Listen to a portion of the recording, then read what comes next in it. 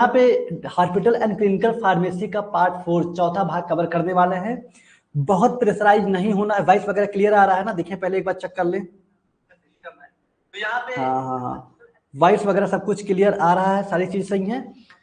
एकदम बिना प्रेशर किए हुए एकदम आराम से खाली क्वेश्चन को देखना है, आंसर बताना है बिना चीटिंग के। किसी का कोई चैट नहीं देखेगा, ठीक है? चैट पे कोई फोकस नहीं करेगा, अपना अपना चैट देखेंगे। अपना अपना चैट आप देखिएगा, चैट पे कोई फोकस नहीं करेगा। आपका क्या सही है वही आपको बताना है, दूसरे का कॉपी करके मत बताइएगा, ना ही प्रेशर लेना है, ठीक है? चलिए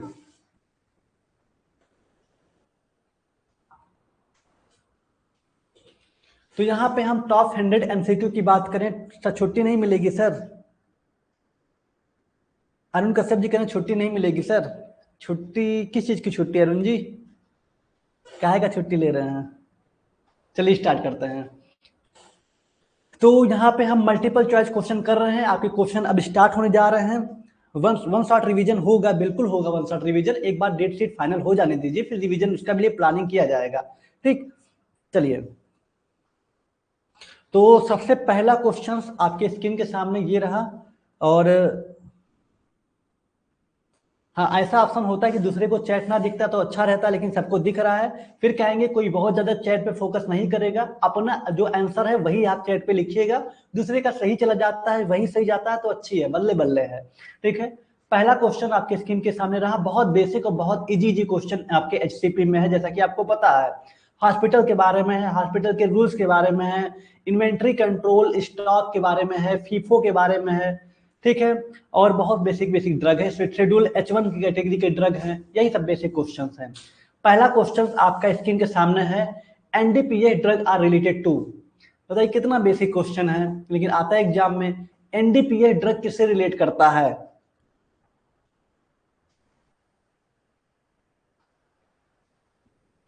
चलिए जल्दीबाजी में आंसर मत बताइएगा। Vitamin, narcotic and psychotropic substances, antibiotics, antipyretics. बिल्कुल सही, करेक्ट आंसर बी वाला है। बिना प्रेशर लिए हुए बिना आपको आंसर बताना है, बी राइट आंसर है, ठीक? नार्कोटिक एंड साइकोट्रोपिक सब्सटेंसेस ही होते हैं एनडीपीएस ड्रग्स। क्लियर हो गया? चलिए बहुत अच्छा। क्वेश्चन नंबर सेकंड देखते हैं। दूसरा क्वेश्चन क्या है उसको देखते हैं। हाँ, पहले एनडीपीएस ड्रग के बारे में थोड़ा सा देख लेते हैं। NDPS drug include narcotic and psychotropic substances. They are control under NDPS act to prevent abuse and addiction, ठीक है? इसे कंट्रोल किया जाता है एनडीपीएस एक्ट, जो नार्कोटिक एंड साइकोट्रिक सब्सटेंसेस अधिनियम लाए गए हैं उसके अंदर इसे नियंत्रित किया जाता है। इसके लिए स्पेशल लाइसेंस की जरूरत होती है एंड रिकॉर्ड की जरूरत होती है, जो प्रिस्क्रिप्शन होते हैं। And safe storage are required. सोचिए, स्पेशल लाइसेंस होना चाहिए। आप डी फार्म कर लिए, लेकिन आपको एक स्पेशल डीआई से लाइसेंस बनवाना पड़ेगा नार्कोटिक ड्रग के लिए, ठीक है? आपको प्रॉपर रिकॉर्ड मेंटेन करना है, उस प्रिस्क्रिप्शन को मेंटेन करना है, सेफ स्टोरेज रखना है, ये जरूरी होता है। मार्फिन, कोडीन, फेंटानिल, इस टाइप की दवा जो होती है नार्कोटिक ड्रग होते हैं, ठीक है? चलिए आगे बढ़ते हैं। तो बहुत इजी क्वेश्चन था, उम्मीद करते हैं सब पढ़ गए होंगे। सेकंड क्वेश्चन है कि NDPA drug are controlled because they. NDPA drug are controlled, NDPA drug को कंट्रोल किया जा सकता है क्योंकि वे आर कॉस्टली, बहुत महंगे होते हैं। आर इंजेक्टेबल, इंजेक्टेबल होते हैं। हैव शॉर्ट एक्सपायरी, कम समय की एक्सपायरी होते हैं। कार एडिशन एंड अब्यूज, लत और दुरुपयोग का कारण बनते हैं। एनडीपीए ड्रग को कंट्रोल किया गया क्योंकि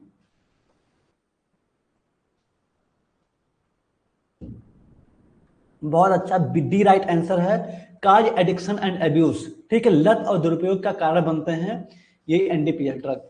तो है ना बेसिक क्वेश्चन? चलिए उम्मीद करते हैं यहां तक का दो क्वेश्चन, अच्छा यहां तक अभी दो ही तो हुए हैं, कम से कम 5 हो जाए फिर देखते हैं। तीसरा क्वेश्चन है कि which is an example of NDPS drug.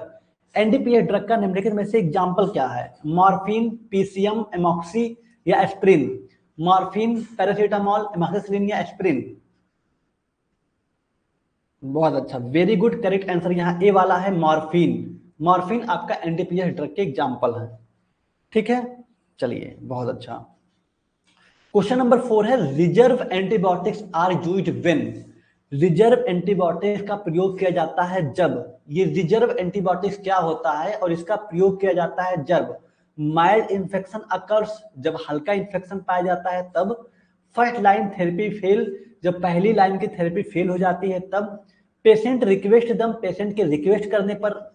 या फिर ओटीसी मेडिसिन फेल, जब over the counter medicine fail हो जाते हैं। करेक्ट आंसर यहाँ पे क्या होगा? Reserve antibiotics. आपका मन क्या कह रहा है? रिजर्व एंटीबायोटिक्स का प्रयोग किया जाता है कब? बहुत अच्छा, कुछ लोग ए बता रहे हैं, कुछ लोग बी बता रहे हैं। तो इसका करेक्ट आंसर होगा, ध्यान रखिएगा, रिजर्व एंटीबायोटिक फेल होते हैं, इसका प्रयोग किया जाता है जब फर्स्ट लाइन थेरेपी फेल हो जाते हैं। तो बी राइट आंसर, ध्यान रखिएगा, इसका बी राइट आंसर है, इसका ध्यान रखिएगा। ओके, चलिए देखिए, reserve antibiotics are last line antibiotics. ये लास्ट लाइन एंटीबायोटिक्स होते हैं। They are used only when other antibiotic fail. इनका इस्तेमाल तभी किया जाता है जब दूसरे एंटीबायोटिक्स फेल हो जाते हैं। Their use help in preventing antimicrobial resistance. इनके इस्तेमाल से एंटी माइक्रोबियल रेजिस्टेंस, जिसको एएमआर कहते हैं, को रोकने में मदद मिलती है।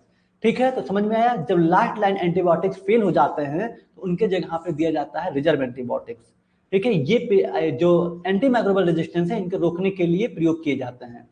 एग्जाम्पल में है, आप देख सकते हैं जूम करके, कोलेस्टिन एंटीबायोटिक्स है, लाइनजुलिड है, विनकोमाइसिन है, ये सब आपके एंटीबायोटिक्स होते हैं जो कि रिजर्व एंटीबायोटिक्स होते हैं। ओके, चलिए, तो फर्स्ट लाइन थेरेपी जब फेल होता है तब रिजर्व एंटीबायोटिक्स का यूज किया जाता है। तो टॉप 50 शॉर्ट क्वेश्चन कब होगा? अभिषेक प्रसाद जी, पहले डेट को कंफर्म होने दीजिए, डेट आपका कब पड़ रहा है? अगर 15 मई से अगर हो जाएगा तो बिल्कुल करा देंगे। अगर आपके 15 मई से एग्जाम हो जाएंगे, 15 मई से अगर ऐसा होगा, देखिए होने से चांस कम है, अगर 15 मई से हो जाते हैं तो आपके टॉप 50 भी करवा देंगे हम, बेफिक्र रहिए। ठीक, चलिए आगे देखते हैं। क्वेश्चन नंबर 5, क्वेश्चन नंबर 5 क्या होगा? The main purpose of reserve antibiotic is to. अगर आपकी एग्जाम 15 मई से हो जाते हैं तो हम टॉप 50 करा देंगे, बेफिक्र रहिए। चलिए, अगर 20 मई के हो जाते हैं तो आपको टॉप 20 फिर रिवीजन करा देंगे। ठीक है, लेकिन इससे ज्यादा हमें नहीं लगता कि बीटीयूपी बैठ के पागल नहीं है, वो करा लेगा exam. The main purpose of reserve antibiotics, reserve antibiotics का मुख्य उद्देश्य क्या है? ठीक है, इंक्रीज प्रॉफिट को बढ़ाना, एंटीबायोटिक्स सभी रिप्लेस ऑल एंटीबायोटिक्स, सभी एंटीबायोटिक्स को रिप्लेस करना, एएमआर, ध्यान दीजिएगा, एएमआर को रोकना, या फिर ड्रग को कम करना, डोजेज को कम करना। तो हमें पता है रिजर्व एंटीबायोटिक्स तब यूज की जाती हैं जब आपकी फर्स्ट लाइन थेरेपी फेल हो जाती है। ठीक है, खासकर जब एंटी माइक्रोबियल रेजिस्टेंस होते हैं, उनको रोकने के लिए इसका यूज किया जाता है। सी राइट आंसर है। ठीक, चलिए, तो 5 क्वेश्चन में से यही मान के चले कि 5 आपके सही हैं। यहाँ जो स्टूडेंट क्रेश कोर्स वाले हैं या जो हमारे साथ स्टार्टिंग से जुड़े हुए हैं, क्या ये 5 क्वेश्चन आपके सही हैं?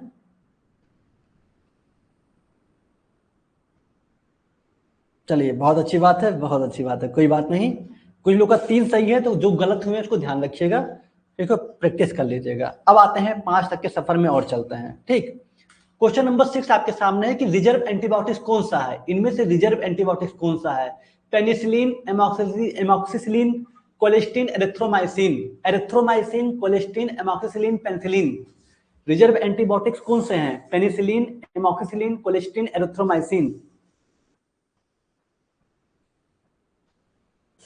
चलिए, बहुत अच्छा, वेरी गुड। इसका करेक्ट आंसर क्या होगा? कोलेस्टिन। कोलेस्टिन एक एंटीबायोटिक्स होता है, ध्यान दीजिएगा, कोलेस्टिन करके आता है इस तरह से, कोलेस्टिन।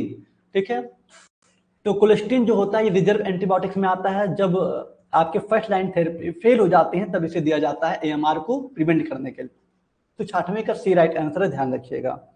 ठीक, कुछ लोग भी बता रहे हैं एमॉक्सिसिलिन, एमॉक्सिसिलिन नहीं होता, रिजर्व एंटीबायोटिक कोलेस्टिन होगा। ठीक, ध्यान रखिएगा। चलिए, 6 क्वेश्चन भी आपके सही हैं। मूव करते हैं क्वेश्चन नंबर 7 पे, देखते हैं 7वां क्वेश्चन क्या है। Drug list preparation help in. Drug list preparation मदद करता है। Drug list preparation help in confusion in pharmacy, proper drug selection and control, increasing workload, या reducing patient care. Drug list preparation, जो दवा का लिस्ट प्रिपेयर किया जाता है, ये मदद करता है फार्मेसी में confusion, proper drug selection and control, proper तरीके से दवा का सिलेक्शन और नियंत्रण, इंक्रीज वर्कलोड को बढ़ाना, या पेशेंट के देखभाल को कम करना। बहुत अच्छा, very good, b right answer है। ड्रग लिस्ट प्रिपरेशन मदद करता है प्रॉपर ड्रग सिलेक्शन और कंट्रोल पे। ठीक है, तो 7वें का बी राइट आंसर है, ध्यान रखिएगा। ड्रग लिस्ट प्रिपरेशन का मतलब होता है making a systemic list of medicine required in a hospital. It help in proper selection, availability, inventory control and rational drug use. Drug list बनाने का मतलब है हॉस्पिटल में जरूरी दवाओं की एक सिस्टमेटिक लिस्ट बनाना। इससे दवाओं को सही तरह से चुनने, उनकी उपलब्धता, इन्वेंट्री कंट्रोल और सही तरीके से इस्तेमाल करने में मदद मिलती है। ठीक है, चलिए आगे बढ़ते हैं। क्वेश्चन नंबर 8 है high risk drug should be. High risk drug should be मतलब हाई रिस्क ड्रग होना चाहिए। शुड मतलब चाहिए, हाँ। High risk drug should be, high risk drug होना चाहिए स्टोर्ड ओपनली, खुले में स्टोर होना चाहिए। स्टोर्ड विदाउट लेबल, बिना लेबल के stored. Clearly labelled and monitored, proper तरीके से साफ सुथरा लेबल और निगरानी में होनी चाहिए। केप्ट विथ जनरल ड्रग के साथ होना चाहिए, जारी रखना चाहिए। High risk drug should be, चलिए बहुत अच्छी बात है, सी राइट आंसर है। हाई ड्रग जो होते हैं, high risk drug should be clearly labelled and monitor. ठीक है, क्लियरली लेबल्ड एंड मॉनिटर, ध्यान दीजिएगा, सी होता है। ओके, चलिए बहुत अच्छा, वेरी गुड। क्वेश्चन नंबर 9 देखते हैं, 9 क्या कह रहा है। 9 कह रहा है emergency drug list is review to ensure. Emergency drug list का रिव्यू किया जाता है क्या सुनिश्चित करने के लिए। इमरजेंसी ड्रग जो है, उस इमरजेंसी ड्रग की लिस्ट का एक रिव्यू लिया जाता है किस चीज को सुनिश्चित करने के लिए। Proper colour of medicine, medicine के रंग का, प्रॉपर रंग का। अवेलेबिलिटी ड्यूरिंग इमरजेंसी, इमरजेंसी के दौरान दवाओं की उपलब्धता का। लो कास्ट, प्राइस लो का, या फिर लॉन्ग एक्सपायरी, जो लंबे समय में एक्सपायर हो रहे हैं उनका। तो 9 का करेक्ट आंसर क्या है? बहुत अच्छा, वेरी गुड। इमरजेंसी के दौरान दवाओं की उपलब्धता के लिए प्रॉपर तरीके से फिर से रिव्यू किया जाता है कि क्या दवा प्रेजेंट है कि नहीं प्रेजेंट है। तो 9 का बी राइट आंसर है, ध्यान रखिएगा। ठीक, चलिए बहुत अच्छा, वेरी गुड। क्वेश्चन नंबर 10 की बात करें, 10 देखते हैं करेक्ट आंसर क्या होगा। Schedule H1 drug should be sold with. Schedule H1 drug बेचना चाहिए किसके साथ? Schedule H1 drug should be sold, बताइए। शेड्यूल H1 ड्रग को सोल्ड कर देना चाहिए with doctor prescription and record, cash memo only, patient consent या वर्बल। ये तो कई बार आपको बता चुके हैं, बेसिक क्वेश्चन हो गया, ए राइट आंसर है। और उम्मीद करते हैं सभी लोग ए बता रहे होंगे। शेड्यूल H1 के जो ड्रग होते हैं वो डॉक्टर के प्रिस्क्रिप्शन के साथ और प्रॉपर उनका रिकॉर्ड मेंटेन होता है, तभी उसको सोल्ड किया जाता है। ठीक है, बिना डॉक्टर के प्रिस्क्रिप्शन के ये सोल्ड नहीं होगा, ध्यान रखिए। तो 10वें का ए राइट आंसर है। अब आपके 10 क्वेश्चन हो गए, मान के चलते हैं 10 में से 10 आपके सही होंगे। जो अगर सीरियसली पढ़ाई किया होगा 10 में से 10 सही गया होगा अभी तक का, राइट? हम सही जा रहे हैं ना? चलिए, बिल्कुल 10 में से 10 सही गए होंगे, सब बेसिक क्वेश्चन थे। अच्छा, कुछ लोग के 9 सही है, कोई बात नहीं, ईमानदारी से जो भी आपके सही होंगे वही बताइएगा। ठीक है, चलिए 10 में से 10 सही है, 9 सही है, 8 सही है, कोई दिक्कत नहीं। अब आगे बढ़ते हैं, नेक्स्ट बात करते हैं, किसी के 7 सही है। 11वां क्वेश्चन है, इसको देखते हैं। Inventory record help in. Inventory record मदद करता है ड्रग के मिसयूज को, स्टॉक वेरिफिकेशन एंड ऑडिट को, डिले सप्लाई को, या फिर इंक्रीजिंग एक्सपायरी को। इन्वेंट्री रिकॉर्ड मदद करता है, बताइए, ड्रग के मिसयूज को, स्टॉक वेरिफिकेशन एंड ऑडिट को, डिले सप्लाई को, या इंक्रीजिंग एक्सपायरी को। देखिए, इन्वेंट्री रिकॉर्ड मतलब जो हमारा भंडारण, जहां पे दवाई रखी जाती है, तो क्या मदद करता है? स्टॉक के वेरिफिकेशन और ऑडिट। ठीक है, स्टॉक वेरिफिकेशन और ऑडिट को, ठीक है, जो जांच करते हैं, इन्वेंशन करते हैं प्रॉपर तरीके से, तो स्टॉक का वेरिफिकेशन पता चलता है कि हमारे पास पुराना स्टॉक कितना है, कितना नया आया, कौन सी एक्सपायरी हो रही है, ये सारा ध्यान रखा जाता है बी में, स्टॉक वेरिफिकेशन एंड ऑडिट में, इन्वेंट्री रिकॉर्ड में। ठीक, चलिए 12वां क्वेश्चन है कि FIFO method is inventory control means. ये FIFO, फीफो जो मेथड है इन्वेंट्री कंट्रोल में, इसका मतलब क्या है? First in first out, fast in fast out, first issue first order, free in free out. FIFO method in inventory control means, correct answer क्या होगा 12वें वाला? बहुत अच्छा, वेरी गुड, ए राइट आंसर है। सभी को पता है फीफो के बारे में, फर्स्ट इन फर्स्ट आउट। ठीक है, first in first out, FIFO का होता है फर्स्ट इन फर्स्ट आउट। इस अकॉर्डिंग टू दिस मेथड, इस मेथड के अनुसार old stock is use first, पुराना स्टॉक सबसे पहले इस्तेमाल किया जाता है। It help in reducing expiry wastage of medicine, इससे दवाओं की एक्सपायरी और बर्बादी कम करने में मदद मिलती है, सिंपल है। ठीक है, पुरानी दवाओं को पहले यूज करना, वही फीफो है। तो 12 का ए राइट आंसर है, ध्यान रखिएगा। HCP के जो आपके MCQ आते हैं इजी आते हैं, बस 2 MCQ आपका आएगा, थोड़ा सा लेवल अच्छा रहेगा, बाकी MCQ बहुत इजी रहेंगे। ठीक है, 13वां, अभी तो हम बेसिक पढ़ा रहे हैं, अभी हम कुछ आगे पढ़ाएंगे जब जिसमें हम, देखिए हॉस्पिटल एंड क्या है आपका HCP hospital in clinical pharmacy. तो अभी हम हॉस्पिटल के बारे में पढ़ा रहे हैं, अभी क्लिनिकल फार्मेसी नहीं पढ़ा रहे हैं। अभी जितना भी टारगेट मेरा है वो हॉस्पिटल से रिलेटेड, हॉस्पिटल रिलेटेड अभी आपको हम पढ़ा रहे हैं MCQ।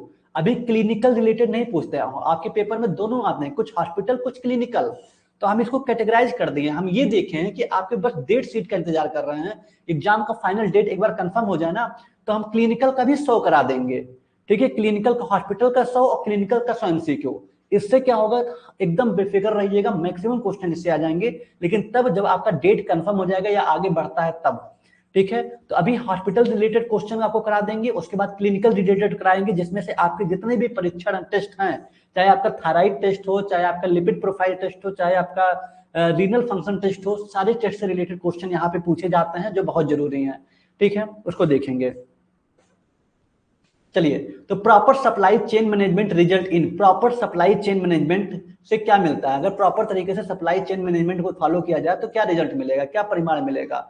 ड्रग का शॉर्टेज होगा, बेटर पेशेंट केयर, बेटर तरीके से पेशेंट का देखभाल होगा, वेस्टेज बहुत ज्यादा होगा या पुअर स्टोरेज होगा। तो 13 का करेक्ट आंसर क्या होगा, 13 का जो करेक्ट आंसर होगा ये बी वाला होगा, ध्यान दीजिएगा, बेटर पेशेंट केयर। ठीक है, बेटर तरीके से पेशेंट केयर होगा। ठीक, वॉइस कुछ लोग कह रहे हैं बहुत स्लो आ रही है, वॉइस नहीं स्लो आ रही है, ठीक है। ठीक है, चलिए। The main objective of drug purchasing in a hospital is to, the main objective of drug purchasing in a hospital, बताइए। The main objective of drug purchasing, drug purchasing का मुख्य उद्देश्य क्या है, हॉस्पिटल में जो दवा परचेज किया जाता है इसका मुख्य उद्देश्य क्या है। बाई मैक्सिमम क्वांटिटी, ठीक है, मैक्सिमम क्वांटिटी में बाई करना, मिनिमाइज पेशेंट विजिट, पेशेंट कम विजिट करें उनको, या ensure quality drug and minimum cost, ये सुनिश्चित करना कि मिनिमम कॉस्ट में क्वालिटी ड्रग मिल सके, या इंक्रीज प्रॉफिट, प्रॉफिट को बढ़ाना। The main objective of drug purchasing in hospital, hospital से दवाओं को परचेस करने का मुख्य उद्देश्य क्या है। 14 का करेक्ट आंसर क्या होगा, बहुत अच्छा, इंश्योर, ये सुनिश्चित करना कि मिनिमम कास्ट में कम पैसे में क्वालिटी टाइप की ड्रग मिल जाए, अच्छी दवा मिल जाए। तो सी राइट आंसर है, ध्यान दीजिएगा 14 का, 14 का सी राइट आंसर है। ठीक, चलिए 15 क्वेश्चन क्या कह रहा है कि drug selection in hospital pharmacy is mainly done by, drug selection in hospital pharmacy, hospital pharmacy में जो दवाओं का सिलेक्शन होता है ये मुख्य रूप से किसके द्वारा डन होता है, ये तो आप लोग कर ही चुके हैं। यहाँ MR है, यहाँ PTC है, यहाँ HA है और यहाँ स्टोर कीपर है। तो आपको पता होना चाहिए कि दवाओं में, जो हॉस्पिटल फार्मेसी में दवाओं का सिलेक्शन होता है ये PTC के थ्रू होता है, फार्मेसी एंड थेरापेटिक कमेटी के through, pharmacy and therapeutic committee के थ्रू क्या होते हैं, डन किए जाते हैं। तो 15वें का बी राइट आंसर है। ठीक, तो 15 क्वेश्चन क्या लगता है 15 आउट ऑफ 15 सही है, 15 आउट ऑफ 15 एकदम सही होगा, कोई दिक्कत नहीं है। अभी सभी को सारे क्वेश्चन सही होंगे क्योंकि सारे बहुत बेसिक क्वेश्चन है, हॉस्पिटल से रिलेटेड जितने क्वेश्चन है सब आप अच्छे से बताए होंगे। चलिए आगे बढ़ते हैं, क्वेश्चन नंबर 16 आते हैं। Which document list approved drug for use in hospital, which document list approved drug, कौन सा डॉक्यूमेंट होता है जहां पे अप्रूव्ड ड्रग को लिए लिस्ट होती है जो कि हॉस्पिटल में प्रयोग करने के लिए, हॉस्पिटल में प्रयोग करने के लिए वो कौन सा डॉक्यूमेंट होता है जहां पे एक अप्रूव्ड लिस्ट होती है दवाओं की। प्रिस्क्रिप्शन होता है, HF जिसको हॉस्पिटल फार्मूलरी कहते हैं, या परचेस ऑर्डर या स्टॉक रजिस्टर, ऐसे भी क्वेश्चन आते हैं। ये कौन सा डॉक्यूमेंट होता है जो कि इसमें अप्रूव्ड ड्रग की लिस्ट होती है हॉस्पिटल में यूज करने के लिए। बहुत अच्छा, वेरी गुड, आप इसको अच्छे से पढ़े हुए हैं, हॉस्पिटल फार्मूलरी बोलते हैं, हॉस्पिटल फार्मूलरी होता है। ठीक है, 16 का बी राइट आंसर है, बहुत अच्छा। 17 क्वेश्चन है कि short term drug purchase is usually done for, short term drug purchase is usually done for, जो शॉर्ट टर्म ड्रग परचेस होता है, ठीक है, ये आमतौर पर किसके द्वारा, किसके लिए डन होता है, एनुअल रिक्वायरमेंट, कैपिटल इन्वेस्टमेंट, या फिर बल्क परचेस, या emergency and shortage situation. Short term drug purchase is usually done for, ठीक है, शॉर्ट टर्म जो दवाई परचेस की जाती हैं आमतौर पर किसके लिए डन की जाती हैं, तो ये इमरजेंसी एंड शॉर्टेज सिचुएशन के लिए, ध्यान दीजिए, डन की जाती हैं, लाई जाती हैं, emergency and shortage situation. Okay, तो 97 का डी सही है, ध्यान रखिएगा। ठीक, चलिए बहुत अच्छा। 18 की बात करें तो द लॉन्ग टर्म परचेसिंग, ये शॉर्ट टर्म था, अब long term purchasing is generally planned for, जो लॉन्ग टर्म परचेसिंग होता है ये आमतौर पर प्लान किया जाता है कितने लिए, मतलब 1 वीक के लिए, 1 सप्ताह के लिए, 1 महीने के लिए, 1 फाइनेंशियल ईयर के लिए, या इमरजेंसी ओनली, सिर्फ इमरजेंसी के लिए। शॉर्ट टर्म आपको समझ में आया कि ड्रग परचेस हम इमरजेंसी एंड शॉर्टेज सिचुएशन में लेते हैं, और लॉन्ग टर्म परचेस को करते हैं आमतौर पर कब प्लान करते हैं, कितने महीने में प्लानिंग करते हैं, सॉरी कितने महीने में कि कितने हफ्ते में कि साल के लिए हम इसको लेते हैं। 1 वीक 1 हफ्ते के लिए प्लान करते हैं, 1 महीने के लिए प्लान करते हैं, 1 साल के लिए, या 1 इमरजेंसी में। तो 18वें का करेक्ट आंसर क्या होगा? सी को लॉक किया जाए? कुछ लोग डी बता रहे हैं, कुछ लोग ए बता रहे हैं। देखिए, लॉन्ग टर्म परचेसिंग जो होता है, लंबे समय के लिए जो टर्म परचेस किया जाता है, आमतौर पर प्लान किया जाता है 1 साल के लिए। तो सी राइट आंसर, ध्यान रखिएगा। 18 का करेक्ट आंसर सी वाला है। ठीक है, 1 फाइनेंशियल ईयर के लिए प्लानिंग किया जाता है। लॉन्ग टर्म है ना, तो 1 महीने 1 वीक के लिए नहीं, 1 साल के लिए कम से कम फाइनेंशियल ईयर के लिए प्लान किए जाते हैं। ओके, तो सी राइट आंसर है, ध्यान रखिएगा। आपका बी नहीं है, 1 फाइनेंशियल ईयर के लिए होते हैं। ठीक, चलिए, जो लोग सी लगा रहे थे अच्छी बात है, बल्ले बल्ले है। जो थोड़ा बी बता दिए थे कंफ्यूज मत होइएगा, अगले से गलती मत करिएगा। ठीक, चलिए 19 क्वेश्चन है। Tender system of purchasing is mainly used for. Tender system of purchasing, purchasing में जो टेंडर सिस्टम होता है ये मुख्य रूप से प्रयोग किए जाते हैं किसके लिए? बल्क एंड रेगुलर परचेस के लिए, इमरजेंसी परचेस के लिए, स्मॉल क्वांटिटी परचेस के लिए, या लोकल परचेस के लिए। Tender system of purchasing is mainly used for.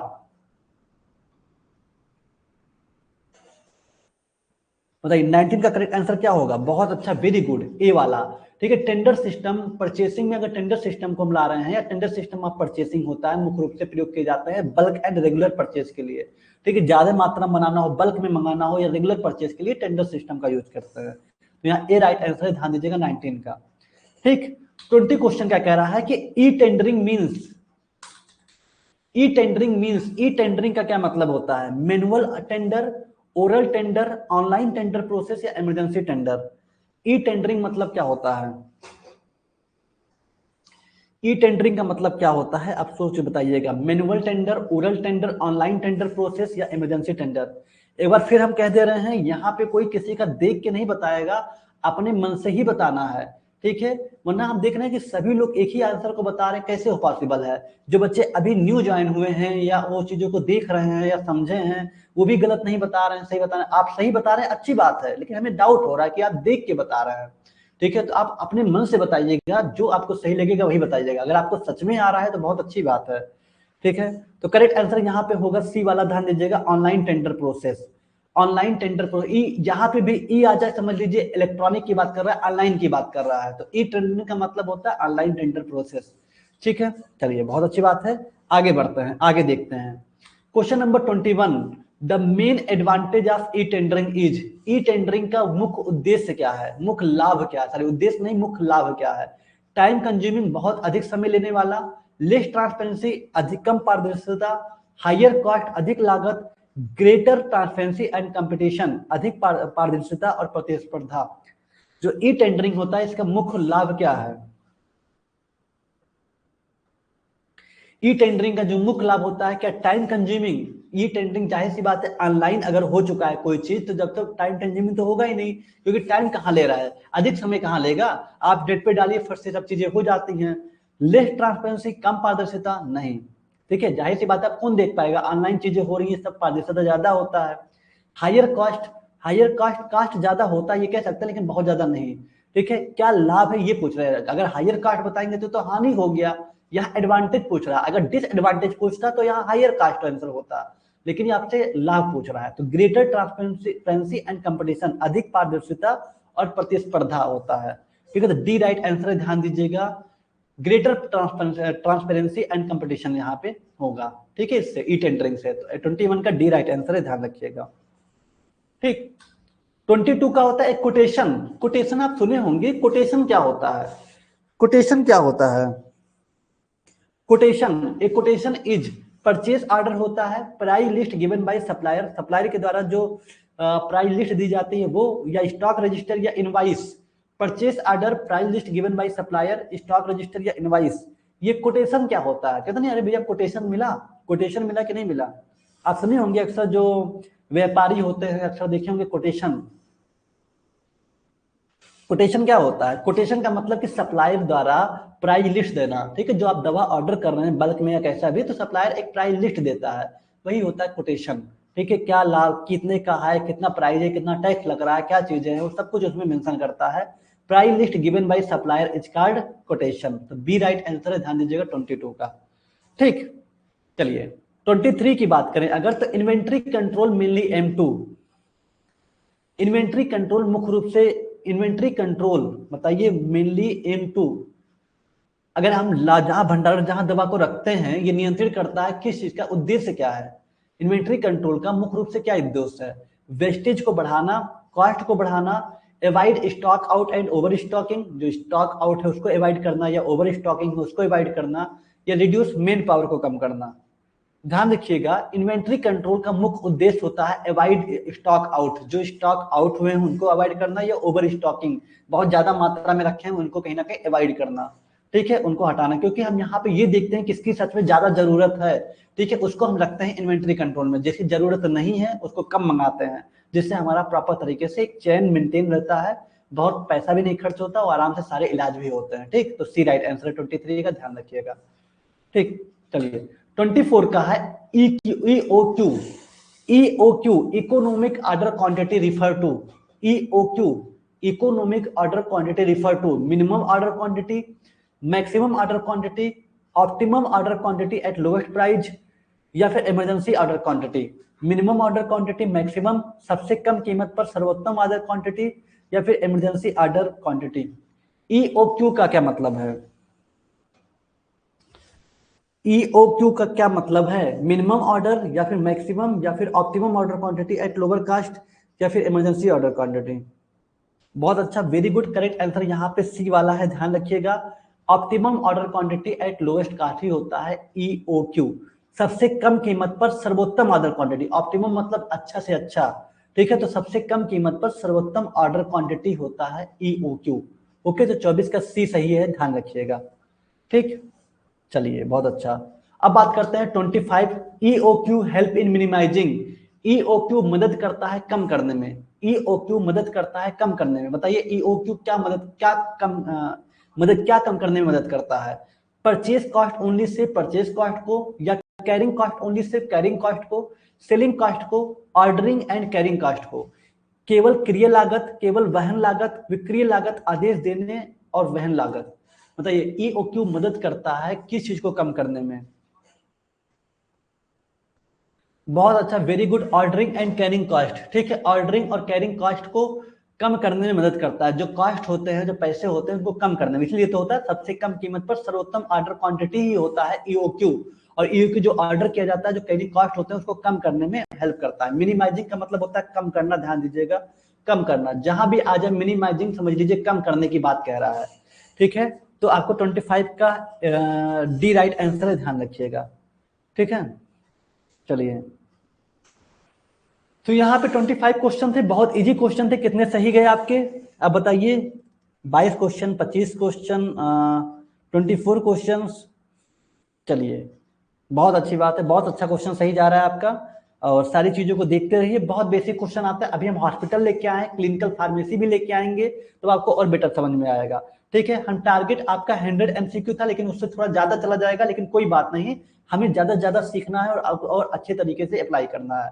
हमें करना क्या है, क्वेश्चन को देखना है, आंसर बताना है, क्वेश्चन देखना है, आंसर बताना है, बस, ठीक। चलिए बहुत अच्छी बात है, 23-24 तक सही गए हैं। एक दो जो गलत हो गए हैं, वो कहाँ गलती गए हैं उसको जरूर देखिएगा, गलती कहाँ गए हैं। जिसके भैया 10 से कम सही जा रहे हैं, फिर कह रहे हैं जिससे 10 से कम सही जा रहे हैं, ठीक है, उसे मस्ट रिवीजन है, अच्छे से रिवीजन करिएगा वरना बैक लग जाएगा, ठीक है। अगर जिसका 10 से कम सही जा रहा है वो मस्ट रिवीजन है, ध्यान रखेंगे वरना बैक लग जाएगा। और एक ही बात है, अगर आपका सेकेंड ईयर में बैक लगा, मान लीजिए फर्स्ट ईयर क्लियर है, सेकेंड ईयर में बैक लगा, ठीक है, 2 सब्जेक्ट में अगर बैक लग जा रहा है तो आपको एक मौका मिलेगा। चलिए अभी आपका अक्टूबर नवंबर में स्पेशल बैक का फॉर्म आएगा, फिर भरेंगे, फिर निकलेगा कहीं, तब पास होंगे, ठीक है, ध्यान रखिएगा। अच्छा, किसी का 3 बैक लग जाता है, मान लीजिए ईयर बैक लग जाता है, तो अगर ईयर बैक लग जाता है आपका और स्पेशल बैक का फॉर्म भर के निकाल लेंगे, ठीक है, स्पेशल बैक का फॉर्म भर के मान लीजिए आपका 3 सब्जेक्ट में बैक लगा है, तो आप स्पेशल बैक का फॉर्म भरे, एक सब्जेक्ट आपका निकल गया, 2 सब्जेक्ट बचा, तो 2 सब्जेक्ट का अगले साल आपको फॉर्म भरना पड़ेगा, पूरा बैक पेपर नहीं देना पड़ेगा, जो ईयर बैक में पूरा देना पड़ता है। समझ पा रहे हैं ना? इस चीज को बीटी यूपी में एक चीज बहुत अच्छी बात है कि मान लीजिए सेकंड ईयर में किसी का 3 सब्जेक्ट में बैक लग गया, ईयर बैक हो गया, अब उसके पास एक आखिरी मतलब लास्ट मौका होता है कि स्पेशल बैक देके वो निकाल सकता है। स्पेशल बैक में मान लीजिए किसी बच्चे का एक सब्जेक्ट में निकला, 2 सब्जेक्ट रह गया, तो उसका अगले साल क्या होगा कि उसको ईयर बैक नहीं देना होगा, वही 2 सब्जेक्ट का फिर से देना होगा, फिर वो क्वालिफाई कर लेगा। ठीक है, ध्यान रखिएगा। ऐसे 3 सब्जेक्ट का ईयर बैक माना जाता है, लेकिन अगर किसी का लग जाता है तो उसके पास एक मौका रहेगा, ये चीज ध्यान रखिएगा। ठीक, चलिए चलिए, थैंक यू सो मच। बाकी अच्छे से पढ़ते रहिए और बैक के बारे में बिल्कुल ना सोचिए और अच्छे तरीके से मेहनत करिए। ठीक है, चलिए, thank you so much, love you all, good night, take care. अभी मिथिलेश सर की क्लास होगी, उसको भी ज्वाइन करिए। खूब मेहनत कर रहे हैं आप और अच्छे से ही मेहनत करिए, कुछ दिन की बात और है, यही मेहनत कहीं ना कहीं रंग लाएगा। ठीक है, चलिए।